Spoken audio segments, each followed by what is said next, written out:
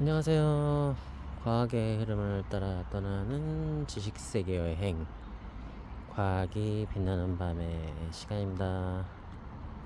오늘은 진짜 밤에 나왔네요. 과학스러운 산책이 참 좋아요.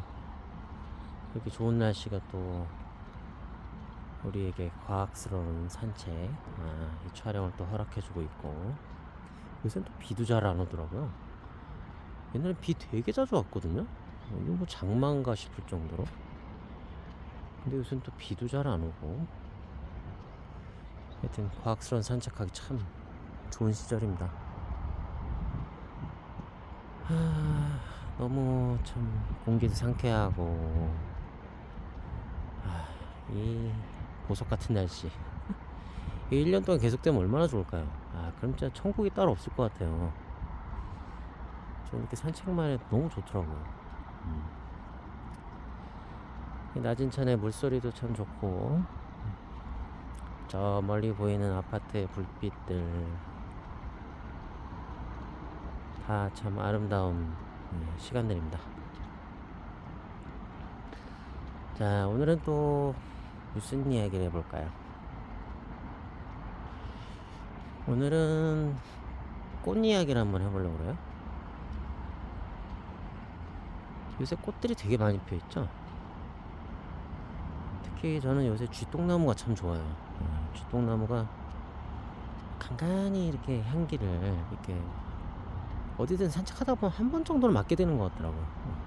이거 무슨 향기지? 달콤하네? 그럼 다 거의 다 쥐똥나무예요. 라일락보다 더 향기가 강한 것 같아요. 얘는 좀 번식력이 더 좋은가? 곳곳에 거의 있더라고요, 보면. 근데 이 쥐똥나무는 근데 이름이 좀 그렇죠. 근데 이제 그게 열매 때문에 그런데, 얘가 이제 수정이 되고 꽃에서 열매가 열리면은 그 열매가 딱 그 쥐똥처럼 생겼대요. 그래서 쥐똥나무래요. 향기는 참 달콤하고 좋은데, 근데 약간 진한 것 같기도 해. 가까이 가서 맡으면. 그러니까 슬쩍 지나갔을 때 좋아요. 살며시 지나갔을 때 이거 무슨 향기지? 이렇게.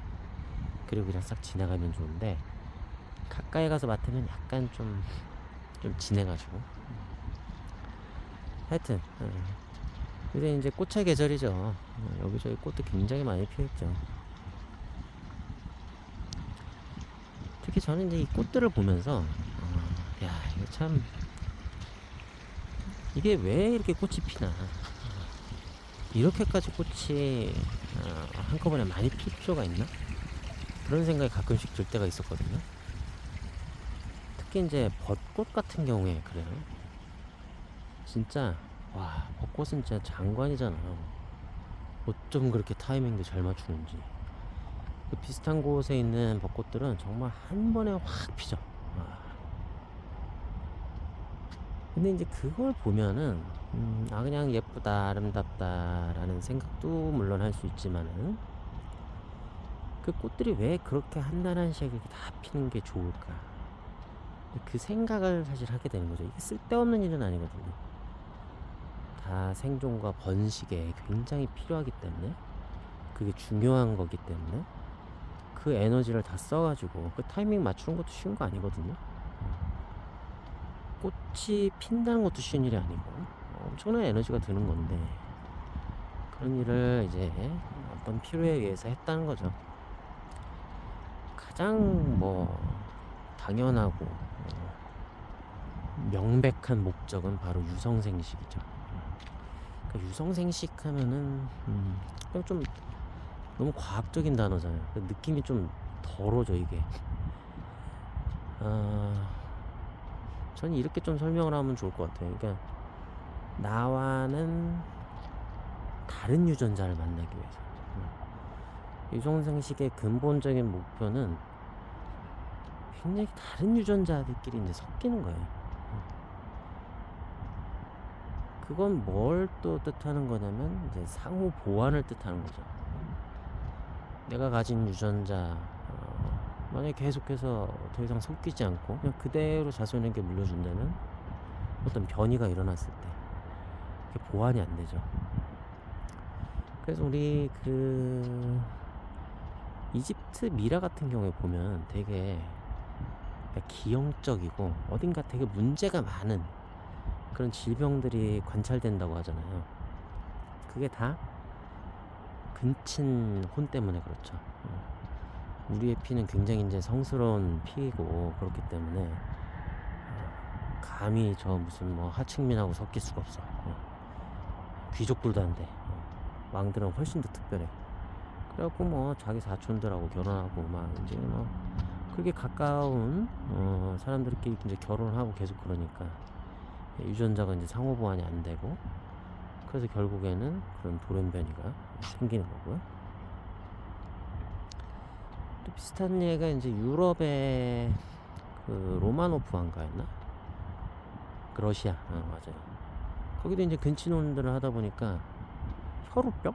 아마 그랬을 거예요. 그래가지고 이제 피가 멈추지 않는 그런 또 그게 계속 유전병으로 이제 전해져 내려오기도 하고. 그리고 강아지들도 그렇죠. 강아지들도 보면 너무 그 순종 계속 순종끼리만 교배시키니까 이게 상호 보완이 안 되고 이게 이상해지는 거예요. 막 병도 많이 걸리고 몸도 약하고. 그래서 예전 그 한 100년 전에 그 강아지랑 걔도 어쨌든 뭐 순종이라 쳐도 지금의 또 그 똑같은 계보를 가진 순종의 강아지는 형태가 굉장히 많이 달라요. 더 강화가 됐죠. 어떤 그 특징 같은 게. 뭐 만약에 다리가 짧은 게 그 강아지의 특징이었어요. 그럼 더 짧아지고. 불독 같은 경우에는 이제 그 입 부분이 이렇게 뭐랄까 약간 이렇게 눌려 있잖아요. 근데 그것도 이제 예전에는 그 정도까지는 안 눌려 있었는데 이게 계속해서 그 유전자가 섞이지 않고 그런 입 부분이 눌려 있는 그런 유전자들만 계속해서 이제 강화가 되니까 지금 뭐 엄청나게 눌러갖고 입을 제대로 다물지를 못하는 막 이게 막 침이 질질질질 새고. 사실 강아지들한테는 안 좋죠. 그거 얼마나 고통스러운 거예요. 또 그 외에 이제 생김새만 그런 게 문제가 아니라 이제 병들도 많이 걸리니까. 그래서 가급적 이제 너무 그렇게 순종으로 하지 말자 뭐 그런 뭐 운동도 있다고 그러는데. 꽃도 마찬가지인 거예요. 식물도 마찬가지인 거예요. 최대한 다른 유전자랑 섞이게 하려고 하고 그런 목적에 가장 부합하는 게 그렇게 꽃이 한꺼번에 쫙 피는 거죠. 왜 꽃이 피는 게 그런 거랑 비슷해? 예를 들면 그런 거예요. 만약에 이제 사람들을 한 1억 명 정도를 모아가지고 이제 결혼 정년기를 앞둔 사람들을 1억 명 정도를 모아서 만약에 소개팅을 시켜준다. 1억 명이 다 모여갖고 거기서 이제 자기 짝을 찾는 거예요. 막 그런 거랑 이제 비슷한 거죠. 꽃들도 한꺼번에 쫙 피면은 벌들이 또 그 좋아하잖아요. 꽃들이 한꺼번에 다 모여가고 폈으니까 그냥 완전히 그 진수성찬 아니에요? 엄청나게 음식이 많은 어마어마하게 정말 거대한 뷔페 식당이나 마찬가지죠. 거기에 와가지고 이제 계속해서 돌아다니면서 이제 자기는 꿀을 빨 수 있는 거고, 그러면서 온갖 그 꽃가루들을 그냥 몸에 다 묻혀가지고 돌아다니면서 여기저기 다 수정을 시켜주는 거 아닙니까? 그렇게 되면은 이제 다 섞이는 거죠, 여기저기서. 근데 만약에 예를 들어서 한 나무에서만 벚꽃이 딱 폈어요. 그래서 벌이 와서 수정을 시켜줬어. 그러면 좀 좀 다른 유전자랑 섞이기가 쉽지 않죠. 거기 나무인데 뭐 똑같은 나무에 피어있는 꽃들이니까 아무래도 비슷한 유전자들끼리만 서로 또 만나게 되겠죠. 그러니까 그런 거야. 이제 뭐 제가 사는 이제 김포에서 한 100명 모아놓고 소개팅 하는 거랑 그리고 전 세계 온갖 인종의 사람들을 다 모아서 한 1억 명 정도 모아놓고 거기서 소개팅 시켜주는 거랑 어디가 더 이게 다양하게 유전자들이 섞이겠습니까? 꽃이 그런 거거든요. 꽃들도 한꺼번에 쫙 피면 제일 좋은 거예요. 그래야 저기 있는 유전자랑 여기 있는 유전자랑 막 뒤섞일 가능성이 높아진다 라는 거죠. 또 한날 한시에 피어야지 그런 것들이 가능한 거죠. 그래서 저는 이제 벚꽃들을 보면서 그런 생각을 했었어요. 야, 참 대단하다. 다른 유전자와 이렇게 섞기 위한 상호 보완을 위한 이 식물들의 이걸 뭐 욕구라고 해도 되는 건지, 하여튼 그렇게 하지 않으면은, 그렇게 하지 않는 생명체는 아주 번성하긴 힘든 거예요. 물론 그렇다고 뭐 다 죽어서 멸종되는 것까지는 아니겠지만은 그 생존을 위해서는 그런 유전자의 상호 보완이 정말 중요한 거다라는 거를 벚꽃이 쫙 피는 걸 보면서 느꼈고, 뭐 그 외에도 뭐 많죠. 아카시아 나무 같은 것들도 한꺼번에 아주 잘 피더라고요. 지금 여기 이 나진천에도 원래 그 금계국들이 엄청 많이 피거든요. 지금 어떻게 뭐 싹 또 이걸 베버려 갖고 잘 안 보이는데, 금계국도 엄청 한꺼번에 잘 펴요. 요새 또 개망초도 엄청 많이 피었더라고요. 그 하얀색 약간 달걀 후라이처럼 생겨갖고 되게 조그만 거. 그때 그 수염 같은 꽃잎이 이렇게 오므라진다고 했었잖아요. 그 개망초들도 요새 한창 펴갖고 진짜 꽃의 계절이죠. 여러분들도 이제 산책하면서 꽃을 보시면은, 특히 한무대기로 왕창 막 몰아서 다 펴있는 그런 꽃들 보시면은, 아, 이게 그냥 이렇게 예쁘게만 피는 게 아니다. 생존과 또 번식을 위해서, 또 건강한 유전자, 상호 보완이 되는 그런 유전자를 만들기 위해서 얘네들이 이렇게 한날 한시에 모여갖고 이렇게 피는 거다. 참 고생이 많다. 참 대단하다. 그렇게 생각을 해주시면 또 재밌지 않을까 싶습니다. 근데 또 그런 생각을 하다 보면은, 인간들도 근데 단순히 유전자를 뭐 섞는다 뭐 이런 문제가 아니라, 인간들도 되게 어떤 상호 보완이 되게 중요하다, 그런 생각이 들더라고요.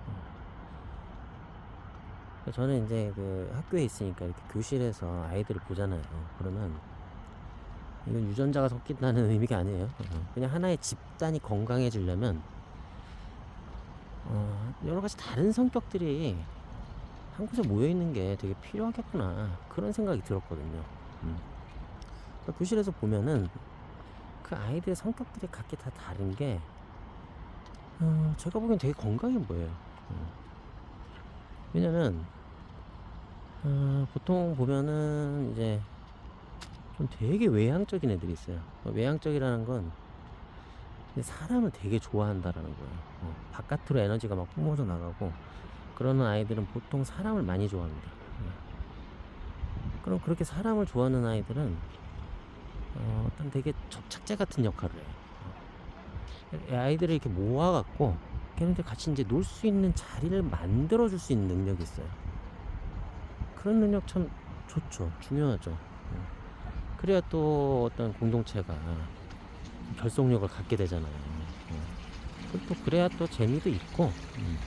그러니까 좀 내향적인 아이들은 그렇게 놀고 싶어도 그걸 좀 잘 못해. 좀 소심하기도 하고. 근데 외향적인 아이들은 보통 그렇게 소심하지 않고 아이들을 잘 모아서 또 놀고 그럽니다. 근데 또 그렇다고 그런 아이들이 다 장점만 있는 건 아니죠. 왜냐면 너무 외향적이면 사실 공부를 이렇게 집중해서 하기가 쉽지가 않아. 그래서 사람을 너무 좋아하니까. 그러면 이제 또 그런 부분을 내향적인 아이들이 좀 보충해 줄 수가 있죠. 내향적인 아이들은 좀 앉아서 공부할 수 있는 그런 어떤 기본적인 조건이 어느 정도 돼요.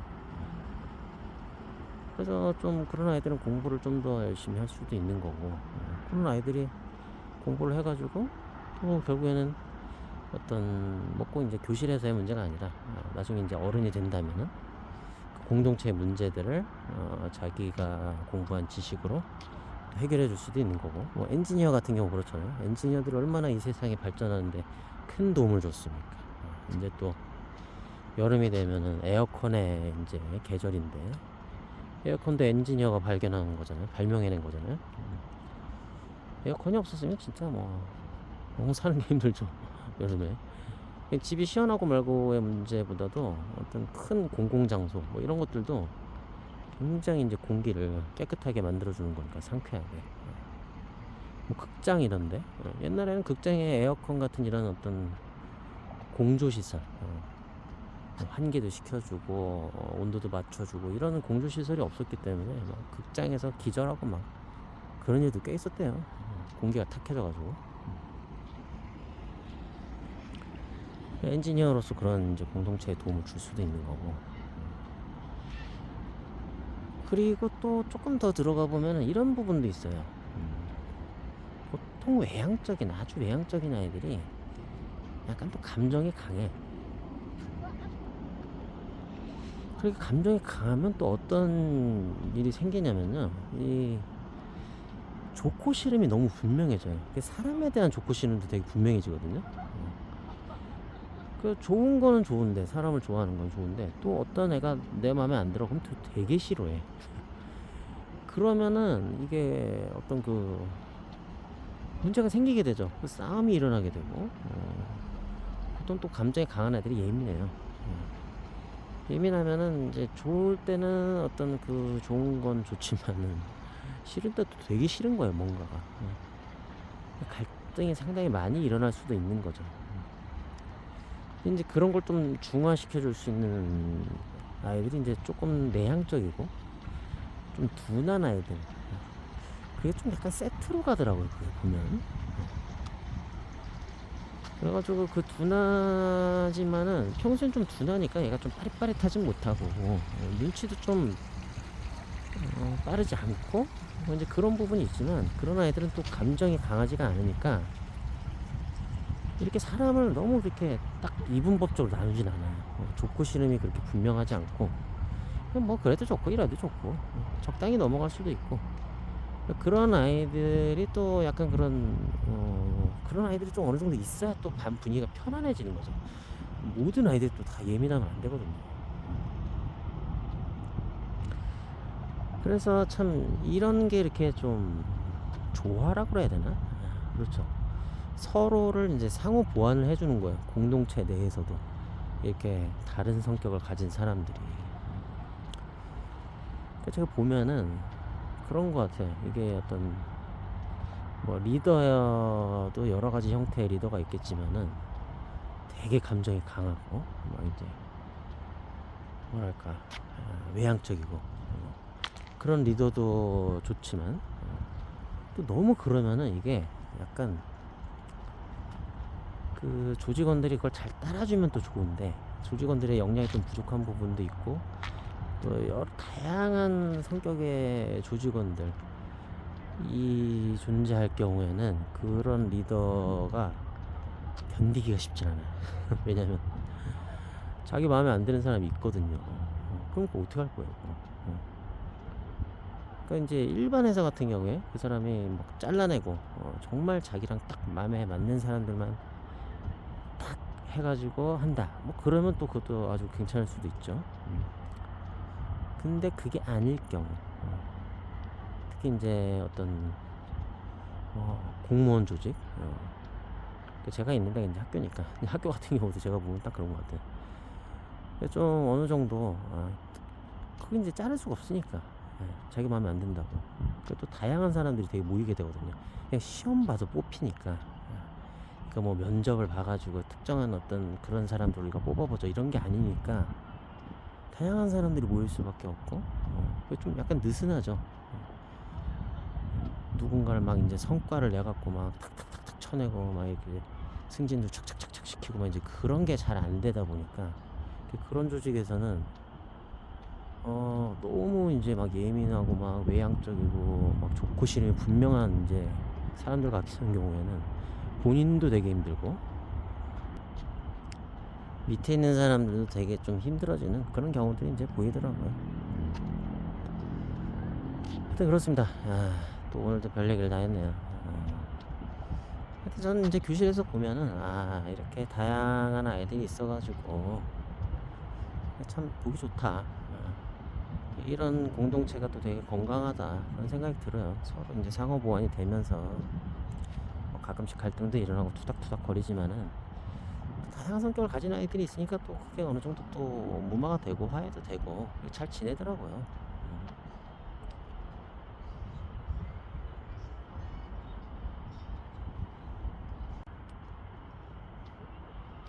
근데 또 잘 그 아이들을 보면은 또 되게 신기한 수학적인 뭐랄까 그런 개념이라고 해야 되나?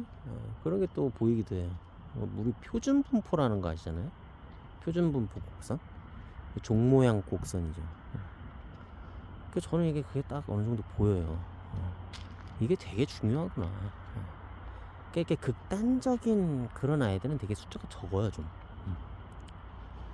그러니까 막 극단적으로 외향적이고 극단적으로 내향적인 애들, 이런 아이들은 숫자가 적어요. 대신 그게 이제 어느 정도 좀 섞여 있는, 사람은 어느 정도 좀 섞여 있기 마련이잖아요. 완벽하게 외향적이고 완벽하게 내향적인 사람은 잘 없죠. 저는 좀 내향적인 부분도 있지만 외향적인 부분도 있죠. 그러니까 또 이렇게 방송도 하고 그러는 거죠. 저는 한 60, 40, 65, 35, 뭐 요 정도 되는 것 같아요. 외향적인 부분도 꽤 있어요. 그렇다고 내향적인 부분이 없는 것도 아니고 어느 정도 이렇게 섞여 있어요. 그래서 그렇게 좀 어느 정도 섞여 있는 아이들이 대부분이에요. 보면 가운데 종 모양, 거기에 아이들이 다 몰려 있죠. 극단적인 아이들은 양 끝에 이제 조금 있는 거고. 그러니까 또 이 공동체가 유지가 되고 그러는 것 같더라고요, 보면. 이 극단적인 아이들이 너무 많으면은 힘들죠. 그거 쉽지 않습니다.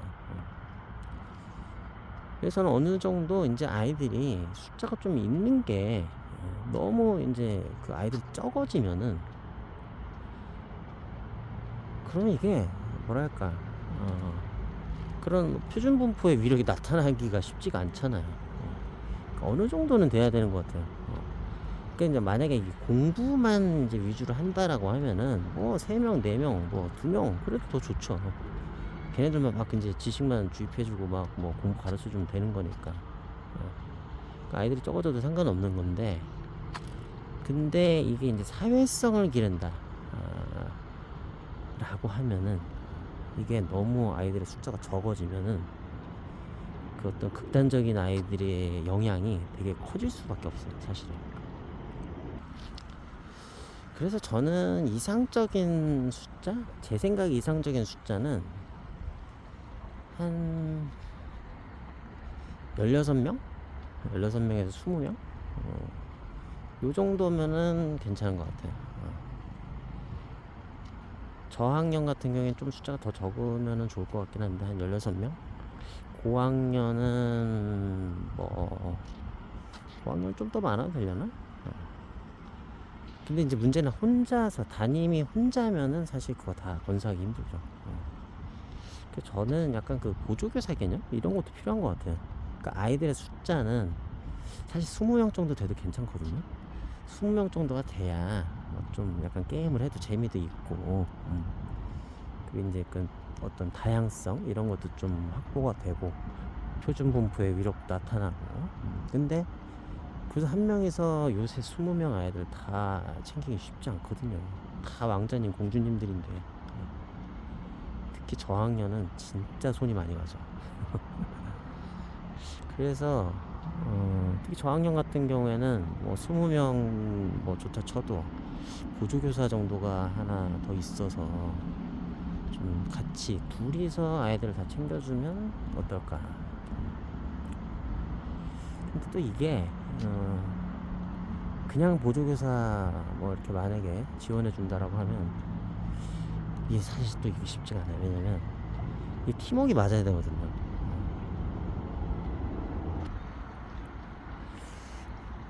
그래서 참 그런 부분들이 문제긴 하죠.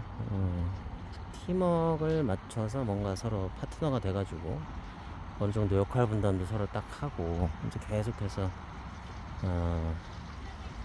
뭐랄까 한 팀이 돼서 이런 식으로 가르치면 좋겠다.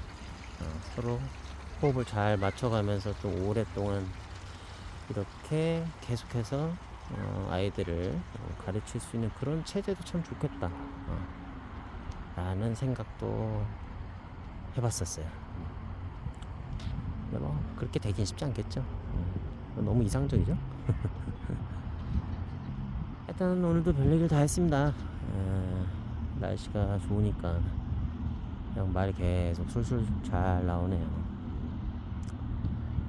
자, 그럼 오늘은 우리 꿈속에서 어디로 또 가서 회식을 해볼까요? 우리 과학이 빛나는 밤의 가족들하고.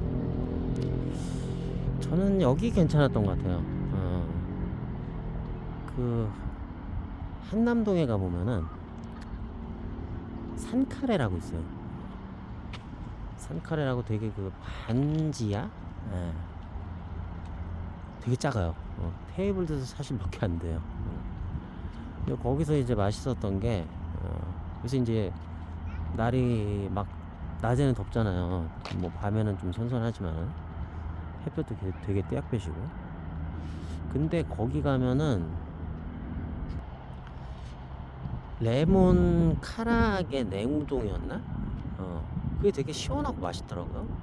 그 카라게는 약간 그 닭 튀긴 거잖아요. 그 강정처럼 약간 돼가지고 그거 이제 그 국수 같은데 넣어가지고 차가운 국물에다 이렇게 해갖고 먹었는데, 이제 기존에는 이제 뭐 저도 이제 여름이 되면 칡냉면 같은 거 많이 먹었죠. 근데 그것도 되게 맛있더라고요. 여러분들하고 오늘 밤에는 꿈속에서는 그거 시원하게 이 장소가 좀 협소하다 보니까 근데 뭐 꿈속이니까 장소를 좀 넓히죠. 확장시켜 갖고 많이 모여서 거기서 또 한번 시원한 카라게 냉우동을 같이 먹으면서 맞다, 여기 김포에 냉면 맛있는 데도 있는데 칡냉면도 좋아하거든요. 그거 거기는 다음에 또 함께 가서 맛있게 먹도록 하겠습니다. 오늘은 산카레. 사실 이제 거기 카레 전문점인데 전 카레보다는 그게 더 맛있었어요. 냉우동, 카라게 냉우동을 함께 먹으면서 꿈속에서 또 즐거운 시간을 보내도록 하겠습니다. 네. 잠시 뒤에 우리 한남동에서 뵙도록 하죠.